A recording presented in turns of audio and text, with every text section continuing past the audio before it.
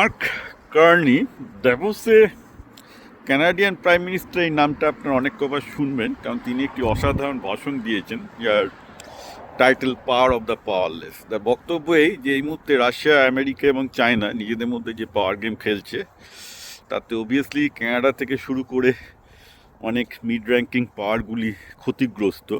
এবং উনি এটা স্বীকার করে নিয়েছেন যে ওয়েস্টার্ন হেমিস্ফিয়ারে কানাডা, মেক্সিকো থেকে ইউরোপের অধিকাংশ দেশ আমেরিকার সাথে ইনলাইন ছিল এতদিন, বহুদিন ধরে, এবং সেটা তাদের প্রসপারিটির একটা কারণ যে তাদের সিকিউরিটি নিয়ে চিন্তা করতে হয়নি এতদিন।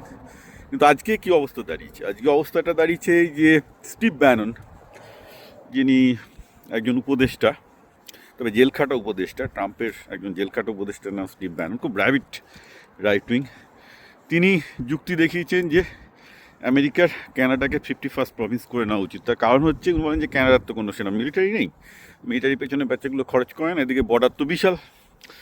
এবার আর্কটিকে এখন যেহেতু চায়না এবং রাশিয়া দল বেঁধেছে, যে কোনো দিন চায়নাকে দখল করতে পারে রাশিয়া, এবং চায়না কানাডাকে অনায়াসে দখল করতে পারে। দখল যদি কানাডা যদি এখন রাশিয়ার আর কানাডা ইনফ্লুয়েন্সে, যদি চীন আর রাশিয়ার ইনফ্লুয়েন্সে কানাডা যদি চলে আসে, তাহলে আমেরিকার কী হবে?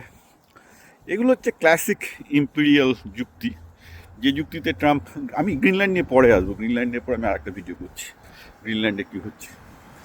তো যাই হোক, ব্যাপারটা হচ্ছে এই মোটামুটি ইউএস ঘোষণা করে দিয়েছে যে কানাডাকে খুব সম্ভবত তারা অ্যানেক্স করতে পারে। এখন করবে কি করবে না বলা খুব মুশকিল, কিন্তু আমি কিন্তু অন্য কারণে এই ভিডিওটা করছি। সেটা হচ্ছে এই যে মার্কিনের এই যে বক্তব্যটা রেখেছেন পাওয়ার অফ দ্য পাওয়ারলেস, তিনি একটা গল্প শুনিয়েছেন চেকোস্লোভাকিয়া, যে কমিউনিস্ট জমানার সময় কি হতো, যে সমস্ত দোকানের সামনে লোককে একটা প্লাকার্ড মেরে রাখতে হতো যে workers of the world B United. তা প্রতিটা শপকিপারই সেটা বিশ্বাস করুক আর না করুক, ওই প্ল্যাকার্ডটা তাদের দোকানের সামনে, যেহেতু কমিউনিস্ট পার্টি থেকে বলে দিয়েছে রাখতে হবে, প্রতিটা দোকানকে প্রমাণ করতে হবে যে তারা কমিউনিস্ট পার্টির প্রতি তাদের লয়ালিটি আছে, বিশ্বাস করুক, কোনো ব্যাপার না। সিস্টেমটাই চলে এইভাবে যে মিথ্যে হোক আর যাই হোক, তোমাকে মিথ্যেটাকেই ফলো করতে হবে, কারণ মিথ্যেটাকে ফলো না করলে সিস্টেমটা চলবে না, কারণ সিস্টেমটা দাঁড়িয়ে যাচ্ছে একটা মিথ্যের উপর। তো he refer to the communist regime of eastern Europe and everything. Obviously গোটা কমিউনিস্ট রিজিমটা একটা মিথ্যের উপর দাঁড়িয়েছিল, তিনি এটাকে রেফার করেছিলেন। উনি বলছেন যে প্যারালাল টু দ্যাট, এই যে ব্যাপারটা এখন ইউএস সেন্ট্রিক যে সিকিউরিটি ইস্টার্ন ইউরোপে চলছে, এটাও কিন্তু এখন প্রায় অন্তত সেই দিকে চলছে। অর্থাৎ এখানেও কিন্তু উনি বলছেন যে there is a big time, there is a big time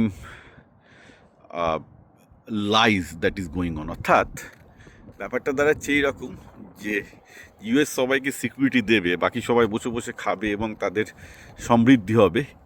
এই যে ওয়ার্ল্ড অর্ডার, একটা ওয়েস্টার্ন ওয়ার্ল্ড অর্ডার একটা তৈরি হয়েছিল, সেই দিন কিন্তু চলে গেছে, এবং ইউএস এখন নিজেই খেতে চাইছে। কারণ রাজনীতিতে এটা হয়, আমি বলেছিলাম না, রাজনীতি হচ্ছে ভ্যানার পালের মতো। ভ্যানার পাল রাখালকে ফলো করে চলে যাতে অন্য নেকড়েরা না খায়, তারপর একদিন ভ্যানার পালের যে রাখাল, সেই তার মাংসটা খেয়ে নেয়। তো আমেরিকার ক্ষেত্রে তাই হচ্ছে, এতদিন এগুলো আমেরিকাকে ফলো করে চলতো, এখন দেখা যাচ্ছে আমেরিকায় তাদের দেশগুলোকে একের পর এক অ্যানেক্স করতে চাইছে, তো এতদিন বাদে তাদের সম্বিত ফেলেছে। কিন্তু চিন্তার ব্যাপার যেটা উনি যেটা বলেছিলেন, সেই জিনিসটা ভারতের দিকেও তাকানো উচিত। যে ভারতে আজকে তৃণমূল যতই, মমতা ব্যানার্জি যতই মিথ্যা কথা বলুক না কেন, প্রতিটা পশ্চিমবঙ্গবাসীকে সেটা মেনে নিতে হবে। বিজেপি যতই মিথ্যা কথা বলুক না কেন, প্রতিটা ভারতবাসীকে সেটা মেনে নিতে হবে। কেন মেনে নিতে হবে? না হলে তাদের থাকাই দায় হয়ে যাবে। তো ন্যাচারালি যেটা হচ্ছে, ভারতের সিস্টেমও কিন্তু সে একই, এবং ভারতে যখন ইভেন পশ্চিমবঙ্গে যখন সিপিএমের 34 ইয়ার্স চলেছে, একইভাবে চলেছে যে পার্টি যতই মিথ্যাচার করুক না কেন, আপনাকে সহ্য করে যেতে হবে। সো সাধারণ লোকজন বলে যে ব্রিটিশ আমল থেকে স্বাধীনতা পেয়েছেই যে আমি একটু বাদেই নেতাজিকে নিয়ে একটা ভিডিও করবো। কোথায় স্বাধীনতা পেয়েছে আমি তো কিছু দেখতে পাচ্ছি না। সবাই অ্যাকচুয়ালি একটা বর্দা, একটা ক্ষমতাসীন শাসকের একটা ক্ষমতার সামনে মাথা নিচু করেই চলছে।